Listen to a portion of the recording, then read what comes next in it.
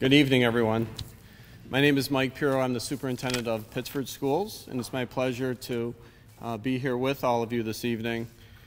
I think what's important, maybe to preface this evening, it's imperative when tackling any major issue, regardless of what we're dealing with, but I would say especially when dealing with an epidemic, to have a coordinated approach to try to identify, prevent, treat, and reduce the amount of opioids that are being dealt with in our community.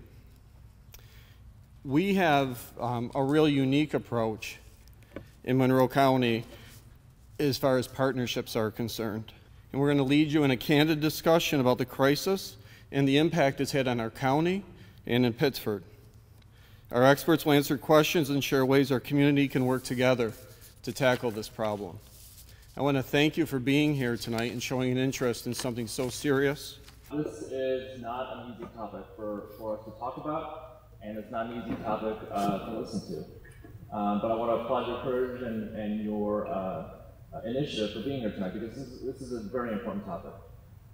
You can see my credentials here. I'm a physician, I'm the Commissioner of Health, but honestly the most important role I bring to the table tonight is that I'm a father, I'm a husband. I have family at home, and like you all here, we want to do everything we can to keep our family, our neighborhood, and our community safe. And this epidemic, unfortunately, is an epidemic that threatens the very safety of our community. And I think if there's one thing I can implore upon all of you here tonight, it's to take this message and share it with 3 other people who aren't here. You all came here for a reason, and there are people who didn't come here for a reason. I want you to be our shepherd, so to speak, to help spread the word, because this is a message that we cannot share enough. So in the next 20 minutes, I want to talk about why we think that this is a public health crisis. Talk a little bit about what that means. Talk about addiction, because there's a lot of misconceptions about addiction, even within the medical community. And then talk about the real epidemic here, which is the epidemic of overdose. And you all see the statistics in the paper, and it is truly an epidemic. But I do think we need to think about it, perhaps a little bit beyond what we commonly hear about in the media and in the press, because it's a very complicated problem. And I think to say that there's a simple solution to all this is just misguided. The reality is, if there was a simple solution, we wouldn't be here tonight. Talk a little bit about what we can do together, and then this wouldn't be a school if I didn't send you home with some homework. So I'm going to send you all with a homework assignment in about 20 minutes. So do we have any gardeners in the group? Anybody tell me what this is? Poppy, indeed. I've never had anybody not get that right. It's the poppy. This is the origin of opium. Opium, we know, has had medicinal properties since the year 3400 BC. For good reason. There is a proper role for opium and all that it controls in our body. So the opioid system in our body is what controls pain, among other things. And when we apply medications in the appropriate ways, great wellness can result. Unfortunately, as you all know, when we take that too far, other things can happen. And addiction is what can happen when we don't use the principles of good medicine appropriately. And through no fault of anybody's, here we are in the middle of an epidemic where we're talking about something that's natural that is unfortunately causing harm. And so if there's one point I want to make about this, it's the notion that just because something is natural doesn't make it healthy. We often hear about natural solutions, and again, if there was a simple solution to this problem, we wouldn't be having this conversation. So this is a slide that I show often, and the point of this slide is to underscore that addiction is a medical illness. There are still people in our community who think that addiction is a choice, that it's something that you can wake up one day and say, I choose not to be addicted. It is not that simple, and this is why. What you see here is the PET scan of a human brain. On the far right is the PET scan of an individual who is not struggling through addiction, not using any drugs. And as you can see, there's a picture with the yellow areas. The yellow areas correspond to normal brain activity. The middle picture is the PET scan of an individual who has had an addiction to cocaine and has not used cocaine for 10 days. Now, this is not a picture of cocaine addiction, it's a picture of addiction. And so whether the person was addicted to cocaine or marijuana or cigarette smoking or gambling or opioids, the picture is relatively the same. The point here is that is not a choice. You know, somebody cannot will that away. Okay, this is actual brain chemistry. It's a medical illness. Okay, this is not unlike hypertension or heart failure that causes changes in the body. Addiction causes changes in the body. And that's, you know, the individual of somebody, a picture of somebody who's gone 10 days without cocaine. The last picture is the PET scan of an individual who has gone 100 days without cocaine. And as you can see, that picture is still not yet back to normal. Point again being that this person has gone 100 days, which is a long time in the recovery cycle, has gone a long time and is still not yet back to normal. So to me, this underscores the importance of having long-term treatment to help support people through that difficult path of recovery. And again, that is not something that somebody can just wish they didn't have. That is something that requires treatment and ongoing attention and support. And the reality is that anybody can become addicted. You know, and I wish there was a way in medicine that we could predict. You know, and there are ways that we can predict a whole lot of things in medicine through genomics and so on. We don't have that luxury with addiction. And that's why you hear so many stories of people who have surgery, blow out their knee, go home with Vicodin, and sure enough, they have a problem with addiction. These people didn't intend to become addicted, and they didn't know that they had a risk for it. But the reality is that about half of our risk is genetic. It's how well we chose our parents, so to speak. And the fact is we can't undo that. And then the other part is the environmental part, and that's why it's so important that we're here tonight. Because to the extent that we can, we want to do everything to control the environment in which our children and young adults develop. And so everything we can do from the schools on up is important. So this is a slide that shows self-reported drug use among high school students in Monroe County. And on the far left, there are 4 groups of bars here. Each of the colors corresponds to a year in high school from 9th to 12th grade. And these are self-reported data. So these are self-reported e-cigarette use, drinking alcohol, binge drinking, and marijuana use among high school students in Monroe County. This is a survey that we administer every other year. It's the Youth Risk Behavior Survey. It's developed by the CDC, and we administer this at the health department. And as you can see, anywhere from 10 upwards of 40-something% of our young adults are at risk. I show this picture not to say that they're having an addiction problem or anything that severe, but simply to say that these are individuals who are at risk. And as a community, as parents, we want to do everything we can to mitigate these risks. The second group of bars here are the group that I would consider definitely at risk, if not already undergoing a problem.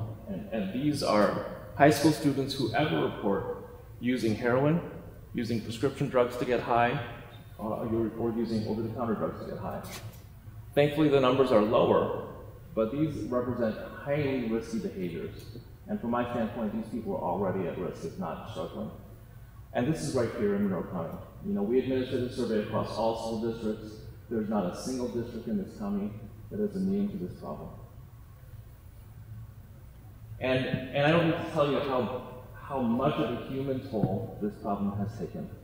I've had the opportunity, if you'll call it that, of hearing so many stories of the lives of people who have been touched by this illness. And the one that's the most heart-wrenching is that the age of the average victim in Monroe County is 35 years old. That's you and I. That's people who are starting their family, just started their family, have young kids at home, developing in their careers. It's not to say that it's more or less important than cancer or heart disease, but the reality is this is killing people at a far younger age than any of the other chronic illnesses that we know of today. In total, the economic cost to society is $120 billion a year, and 1 in 10 children in the United States lives with an adult who is struggling through addiction. And so when we talk about ways to help develop a healthy environment for our kids, it starts right in our homes. So this is a slide that shows the prevalence of addiction through the years. And one of the things I hear often is that addiction is a lot more common now than it used to be. And the reality is not. If you look at the lines here, and I don't expect everybody to read every line, but basically each line represents addiction to a particular substance. And as you can see, the lines have been relatively stable for the last 15 years. So whether it's illicit drugs, marijuana, cocaine, hallucinogens, etc., the prevalence has been relatively stable. With the exception of the last year on this graph, this is 2014. Now these are national data. And you can see just in the last year on this graph, 2014, you see a statistically significant uptick in marijuana and illicit drugs. So hard to say if this is a trend that's going to continue or not, but certainly through the better part of the last 15 years, we haven't seen much of a change in addiction, but we are starting to see a little bit of a change now. So this is something that we need to pay ongoing attention to. So let's shift our focus from addiction to overdose, because as I mentioned earlier, the epidemic is of overdose and of overdose death. The last slide doesn't show an epidemic of anything. It shows that we have a problem and it's been relatively stable over the years. But what we're seeing right now is an epidemic of overdose, and that is the reason we are here today. And so the most common question I get is, how did we get here? And speaking as a physician, I will say that as a medical community, to a large degree, we own the origin of this problem. We, as prescribers, prescribe these opioids to our patients, intending very much to do no harm. And the reality is that we now are in a situation where we look back and we can say, I think pretty confidently, that we had done some harm. And we were joined in this harm to some degree by a number of other factors. A lot of regulatory agencies said, you need to make pain a fifth vital sign. So if you've been to a doctor in the last 15 years, you've no doubt been asked the question, are you experiencing any pain today? And if so, can you rate it on a scale of 0 to 10? Well, what that set up was this dynamic where pain was to be eradicated at all costs. If it was a 9, we had to make it a 7. If it was a 5, we had to make it a 2. It set this dynamic going where we had to get rid of pain at all costs. And so that is what led to the overprescription of opioids, because we had a whole host of incentives to try to make that pain score lower. But if you stop and think about what does it mean to have pain as a fifth vital sign, it makes no sense, right? You have temperature, respiratory rate, heart rate, those are vital signs. You need to have those signs to be vital. But the reality is that you don't have to have pain to be vital. And yet this is the culture that we adopted in the early 2000s. So, fast forward 10 years to 2010, we as a medical community prescribed enough opioids in this country to medicate every US adult around the clock for a month. And that was the peak of opioid overprescriptions in 2010. So in 2010, 2011, we started to wise up a little bit. A lot of the efforts to reduce overprescription began to take effect. And unfortunately, we didn't get our arms around the addiction problem. So we slowly eliminated the source of the prescription opioids, but we didn't get rid of the addiction problem. We still haven't. And so what we've seen is a substitution of, instead of using prescription opioids, people are turning to heroin. And in 2010, as you'll see, I think in the next slide, two more slides, the overdose rate from heroin started to rise in 2010.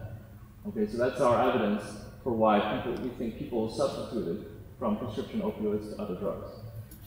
So just to put this into context, the drug overdose epidemic in 2015 was greater in magnitude than the HIV and AIDS epidemic at its peak in 1995, and far more common than car crashes, gun deaths, and gun homicides. And so for those of you who are familiar with the moniker and the epidemic, it has been used in the context of HIV and AIDS. We need to borrow that now for the opioid crisis, because the opioid crisis has taken far more lives than the HIV and AIDS epidemic has. This is the overdose fatality total number of deaths over the years. The blue line is motor vehicle accidents. The black line is firearm-related death. Both very important concerns, and now being eclipsed by drug-induced mortality. Okay, so for all the good conversation that we have in society around car accidents and firearm-related mortality, we need to add overdoses to that conversation as well. And speaking as a physician and as a public health professional, this is the worst news that I can offer to you. For 2 years in a row in the United States, life expectancy has gone down. It shouldn't do that, okay? And we know that this is from the opioid epidemic because people who die from the opioid epidemic die at a very young age. Okay, so this isn't because there's more cancer, more heart disease, more hypertension. This is squarely the opioid epidemic. 2 years in a row. The last time life expectancy went down was in 1993 due to HIV and AIDS, which also killed people at a young age. This is a problem that does not obey any boundaries. So whether it's white, black, Hispanic, inner city, suburban, rural, male, female, this epidemic does not respect anybody. Okay? Everybody is affected by this problem. And this is the slide that I was referring to earlier. So as you can see here in 2010, this is roughly where prescription opioid started to level off. Okay, so it was in a pretty steady increase until about 2010, 2011. As prescription opioids started to leave the market, and we know this because costs of prescription opioids on the street started to go up in 2010, we started to see an increase in heroin use in 2010, 2011, and more recently we're seeing the uptick in the synthetic fentanyls. 80% of the mortality in Monroe County in the last year was due to fentanyl. And by fentanyl, I'm not talking about prescription fentanyl. This is the illicit, dirty poison that people get on the streets. And just to put this in a global context, in the United States, we are leading the rest of the world in opioid prescriptions, by far. Canada's second, Germany's after that, and you would hope that with all this prescription, we'd be doing something good. But there's no evidence at all that we're doing that. And in fact, if you look at the prevalence of people who report better pain control, it's actually not gone down at all, even though we've prescribed all these opioids. And so you have to ask yourself, what are we doing by prescribing all of these opioids? And so this is a complicated slide, but I want to show this slide to you because I think it underscores the current reality, which is that prescription opioids are not currently the problem.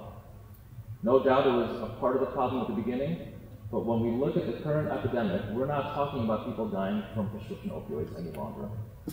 So I've taken all the counties in New York State. They're all listed on the bottom there in print that you can read.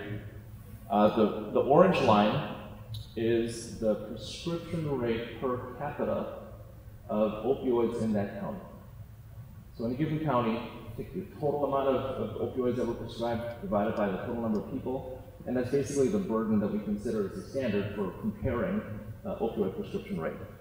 And as you can see, there's a county way up there at 1,200, the county all the way down here at 15 or so. Okay, so there's a huge variation across the state with regard to opioid prescription.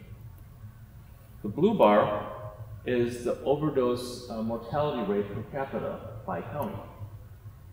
And my point here is that there's almost no correlation between the amount of prescription opioids that are in that community and the corresponding mortality rate in that community.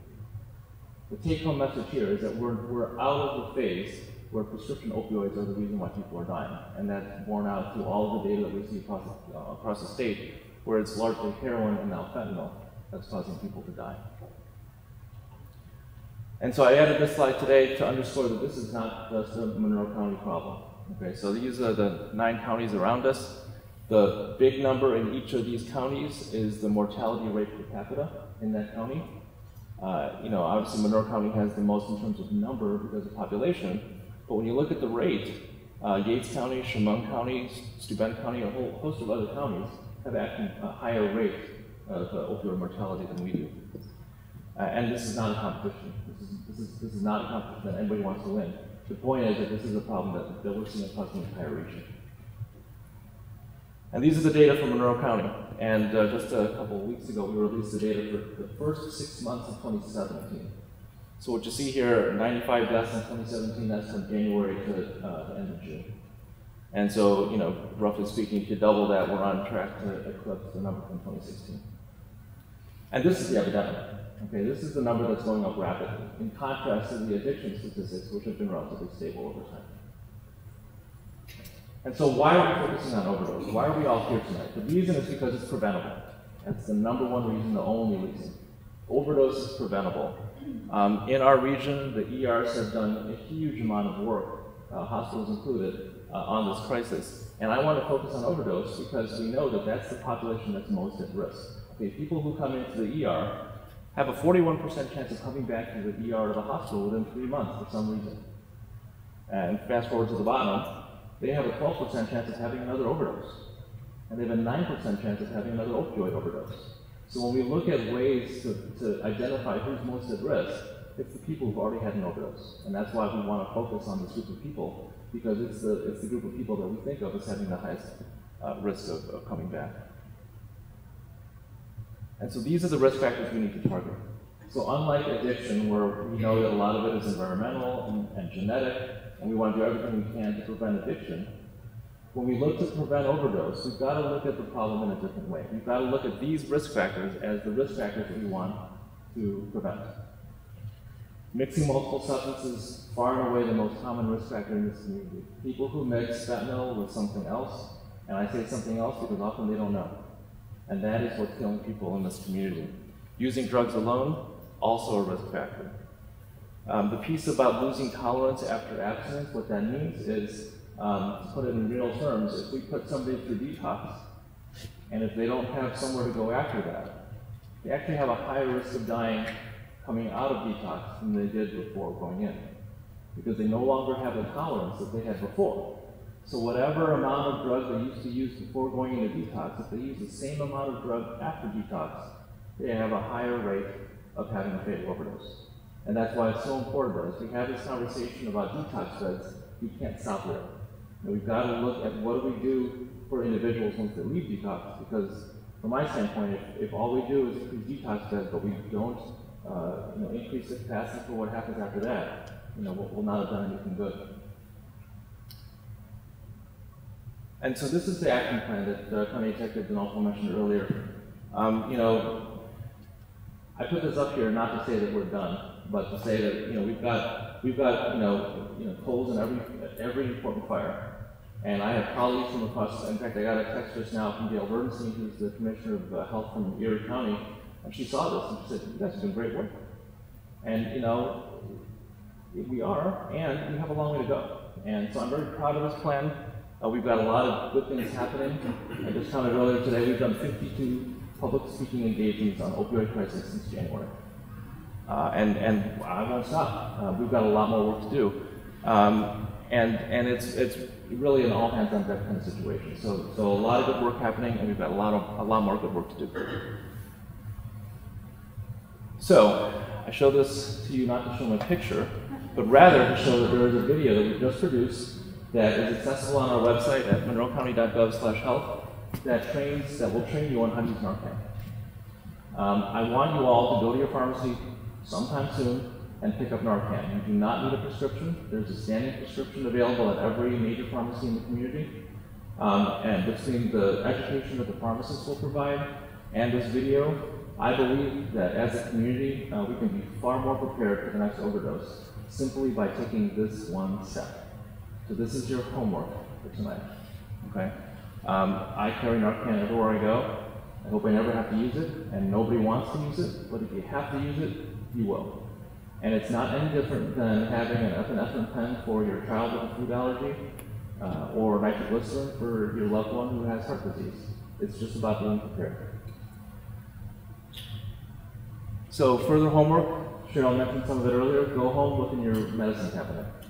I tell the story, unfortunately, even though people are not dying from prescription opioids, it is still a source of opioids on the street, and there's a whole lot of criminal activity that's happening as a result of it. We have very savvy users and dealers who will follow medical motor vans and watch the people getting out on crutches. Because if you're an individual getting off of a medical motor van with crutches, odds are high you've got opioids in your medicine cabinet. And we are seeing that that is a source of criminal activity in our community. It's awful. But so do everything you can. It's a time bomb for criminal activity, and more importantly, it's a time bomb for somebody inadvertently looking for the Tylenol and reaching for the wrong bottle. What we don't want to see is an overdose that we could have prevented and not have it prevented. So the bottom line is, I want you all to go home, share this message with your family, your loved ones, convey to everybody you know that addiction is an illness. It's a disease. It's not something that people choose to have. And to the extent possible, get out there, learn about how to use Narcan, get a Narcan kit for yourself, keep it in your office, keep it in your workplace, keep it in your church, keep it in your car, and have it available if you should ever need it. Thank you very much.